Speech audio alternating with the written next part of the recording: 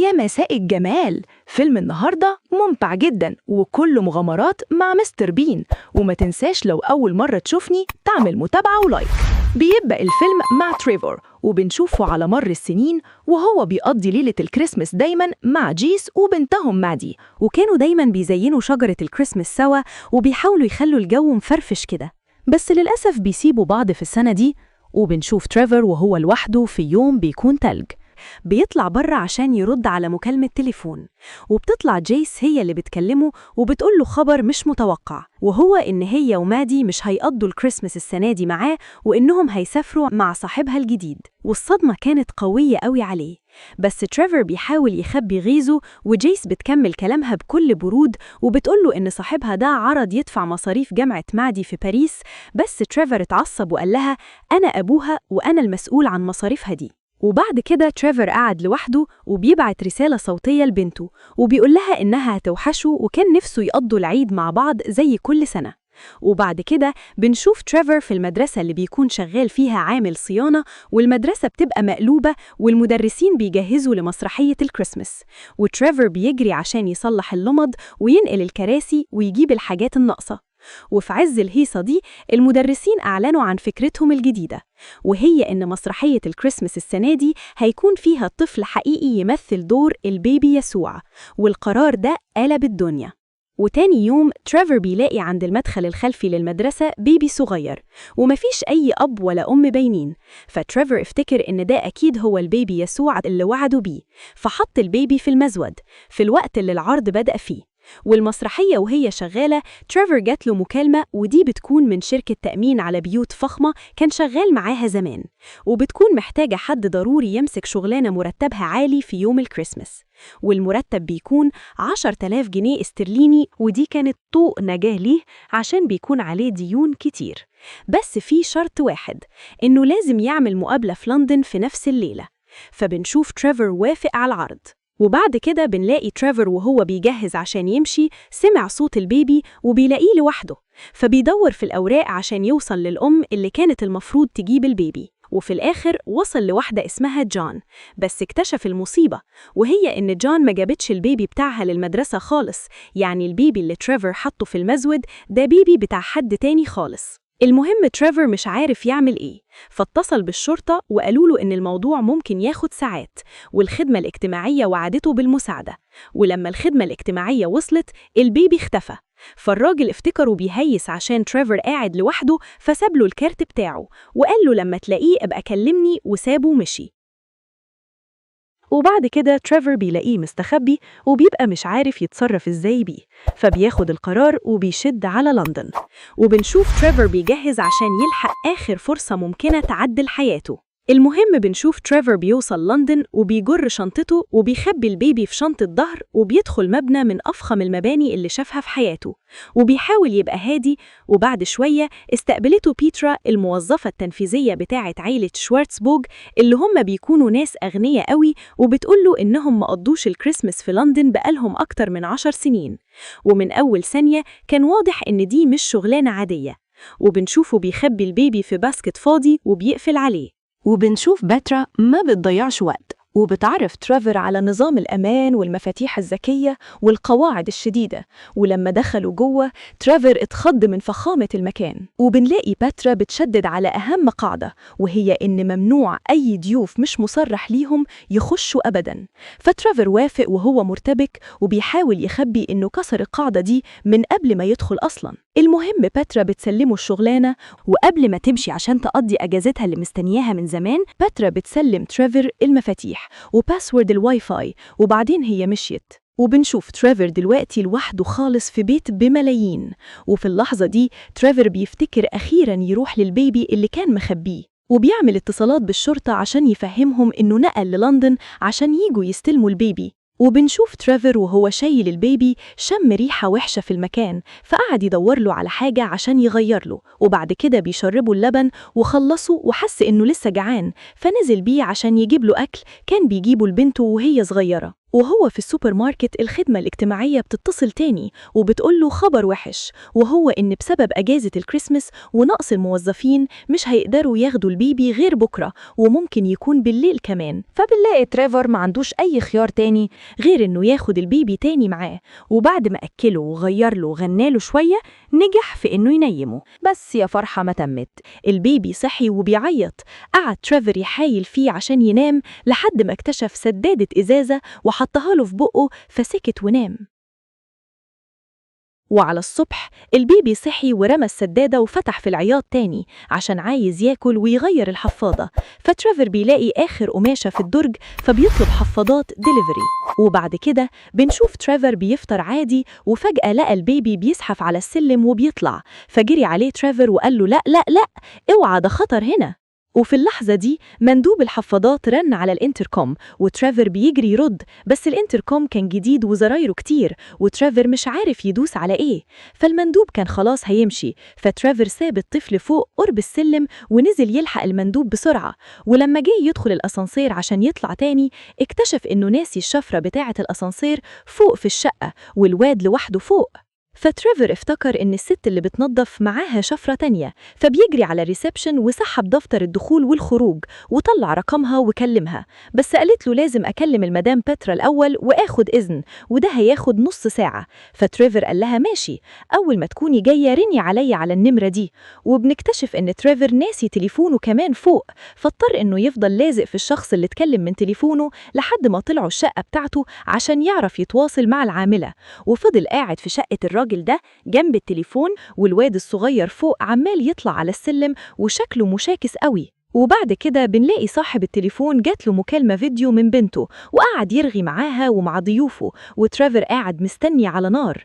وأول ما الست بتاعة النظافة رنت تريفر خطف التليفون من الراجل وقفل السكة في وش بنته وقال لها استني انتي شوية، ورد على الست وقالت له بترا وافقت وهي جاية. وفعلا الست جات وعملت له بالشفرة بتاعتها ومشيت على طول. وتريفر دخل الأسانسير ولسه هيطلع بس لقى الحفاضات بره، وبسرعة وقف الأسانسير وحط جزمته بين البابين عشان ما يقفلش وجري يجيب الحفاضات، بس الأسانسير عمل معاه حركة نص كم وفضل يقفل ويفتح لحد ما سحب الجزمة جواه وقفل وطلع من غير تريفر. فتريفر اتجنن وجري ورا الست اللي جت عشان تعمل له تاني وبالعافية لاقيها. وفي الوقت ده واحدة ركبت الأسانسير ومعاها كلب، والكلب ده أول ما شاف جزمة تريفر مسك فيها وما سابهاش. وبعد دقيقة تريفر رجع مع الست وطلعته، وأول ما طلع قعد يدور على البيبي وما لقاهوش، بس سمع صوته واكتشف إن الواد دخل في أنبوبة الغسيل. ويا سبحان الله، تريفر كان واقف قدام الأنبوبة دي تحت، وفجأة لقى الواد منطور في حضنه والحمد لله لحقه. وبيبص على تليفونه لقى شرطية رنت عليه عشان تاخد الولد، بس هو ما كانش معاه التليفون. كلمها وحدد ميعاد تاني بكرة.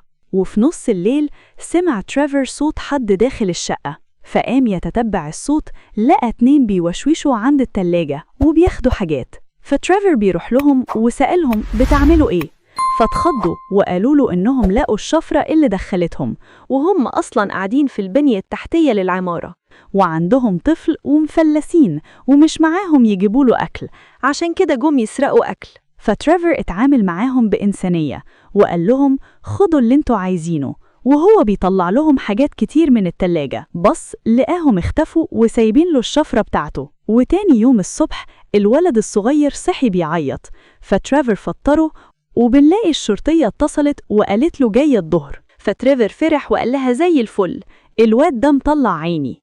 وبعد كده بيقرر تريفر ينزل يفسح الولد شوية، بس افتكر إن في فردة جزمة ضايعة، فلبس كيس في رجله ونزل. وهو بيتمشى لقى فردة الجزمة التانية محذوفة قدامه، ففرح بيها جدا ولبسها. وفي اللحظة دي الكلب اللي خدها جه بيجري عشان ياخدها، فتريفر حدف له عصاية عشان يلهيه، بس الكلب رجع تاني وعضه في رجله. فتريفر بذكائه خلع الفردة اللي كان لابسها ورماها للكلب، فالكلب سابه وجري ورا الفردة التانية ولبس الكيس في الرجل التانية وروح. وبعد كده بنلاقي الزوجين بتوع البنية التحتية جم وجابوا هدية للطفل، وقالوا لتريفر إنهم رايحين الشؤون الاجتماعية يجيبوا شقة. وطلبوا منه يسيبوا ابنهم معاه، فتريفر وافق وشرب الولدين لبن ونيم كل واحد في سبت. وبنشوف الشرطية وصلت وتريفر قال لها تستناه تحت، لكن وهو بياخد الطفل أخد الولد التاني بالغلط ونزل وسلمه للشرطية،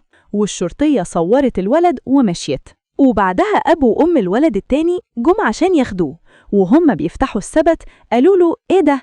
الواد ده مش ابننا. فتريفر صرخ يا نهار اسود، أنا اديتها الواد الغلط. فجري بسرعة يلحق الشرطية ولقاها بتتخانق مع ضابط مرور بسبب مخالفة وقوف. فتريفر خطف الولد اللي معاها عشان يطلع يجيب لها التاني، بس عقبال ما طلع وغير الولاد ونزل تاني كانت الشرطية مشيت. وتريفر لبس الولد للمرة 80 واكتشف إن شفرة من الشفرات اللي معاه وقعت في فتحة الأسانسير وهو مستعجل، ودلوقتي ما بقاش معاه غير شفرة واحدة بس. وبعد كده باترا بتتصل بتريفر وبتقوله ملاك العمارة قرروا يقضوا الكريسماس هنا ولازم يمشي قبل ما يوصلوا، وهتبعت ليه المساعدة بتاعتها جانيت. وفعلا بنلاقي جانيت كلمته وقالت له إنها بعيدة وهتتأخر، وطلبت منه يطبع 5 ورقات طلبات من السوبر ماركت ويجهزهم لها في الشقة. وفي اللحظة دي الشرطية بترجع مكانها وبتكتشف إن الولد مش معاها وبتتخض. وبعدها بنشوف تريفر بيروح السوبر ماركت والطلبات بتكون متلتلة لدرجة إنه ملا 5 عربيات، وهو بيرص الحاجات لقاها كتير قوي، فخد جزء منها ونزل وزعه على الناس اللي عايشين في البنية التحتية. وبنلاقي الست بتاعت الكلب نزلت عشان تسلم الكلب الواحدة بتفسح الكلاب، وحطت جزمة تريفر اللي كانت في بق الكلب على الريسبشن. فتريفر وهو طالع بيلاقي جزمته على الريسبشن، فبيستغرب ايه دي؟ فيها عفريت دي ولا ايه؟ بس بيفرح بيها واخدها وبيدخل الأسانسير لابسها. وفجأة الكلب دخل وراه ومسك فيها تاني، يا دي النيلة. المهم الست اللي بتفسح الكلاب خدت باقي الكلاب ومشيت وسابت الكلب ده مع تريفر. أصله ناقص. وتريفر بيكتب ورقة وسابها في الأسانسير إن الكلب معاه، والكلب بيطلع الشقة وبياخد حاجة مهمة من الطلبات، وتريفر بيحاول ياخدها منه فبيلخموا بالميدالية، والكلب بيسيب الحاجة وراح جرى على ميدالية الشفرة وأكلها وبلعها. فتريفر بيصرخ وبيقوله يخرب بيتك رجعها هتودينا في داهية. فتريفر بيقول نجرب، وراح بيه عند حساس الأسانسير، لقى الشفرة اللي جواه بتشغل الأسانسير عادي، قال خلاص نستناه لما يعملها بيه. وبعد كده جانيت بتتصل بيه تاني وبتقوله إنها هتتأخر أكتر بسبب الجو، وطلبت منه يجهز الوليمة اللي المفروض هي كانت هتعملها. فتريفر طبع ورقة الخطوات وعمل سمك وفراخ ولحمة، وبعد تعب كبير خلص كل حاجة وخبى الطفل، وقعد يستنى أصحاب البيت لحد الساعة 7 ومحدش جه. فاتصل ببيترا فقالت له يوه أنا نسيت أقولك إنهم غيروا رأيهم في آخر لحظة وهيروحوا نيويورك. فتريفر في الوقت ده بيحس بالوحدة، وفجأة الانتركام بيرن وبيلاقي شرطي جاي ياخد الولد، بس بيكتشف إن صورة الولد اللي معاه غير اللي معاه في الورق، وبيقول له مش هينفع ياخده إلا لما الشرطية التانية تيجي. وفي نفس الوقت الانتركام بيرن تاني وبيلاقي الزوجين بتوع البنية التحتية جايين يعيدوا عليه، والانتركام بيرن تاني وبيلاقي الراجل بتاع ال40 سنة جاي يسيب المفاتيح معاه. وبعد شوية صغيرين بيجيله تليفون من مراته بتقوله الرحلة بتاعتهم اتلغت وهم لسه في لندن. فتريفر اداها العنوان وقال لها تعالي فوراً. والانتركام بيرن تاني وبيلاقي الشرطية اللي كان مستنيها، وبنشوف المكان كله بيتملي. وبعدها مراته وبنته جم، وتريفر بيعرفهم على الطفل وبيقول لهم إن الطفل ده هو السبب اللي جمعهم كلهم، والكل بيتعشى من وليمة تريفر والكل بيكون مبسوط. وفجأة الكل بيبص على الطفل بيلاقوه اختفى، فقعدوا يدوروا عليه، والشرطية لقيته في مزود الكريسماس اللي تريفر عمله، والكل اتجمع حواليه وسابوا العشاء. وفي اللحظة دي الانتركام بيرن تاني. مين بقى؟ أصحاب المكان الحقيقيين قالوا إنهم غيروا خطتهم في آخر لحظة، وبدل ما يروحوا نيويورك جم لندن. وكده بيخلص الفيلم، وفي النهاية ما تنساش بقى تدعمنا بلايك وتشترك في القناة عشان تشوف الملخصات الجاية واللي أكيد هتعجبك. ونشوفكم المرة الجاية. باي باي.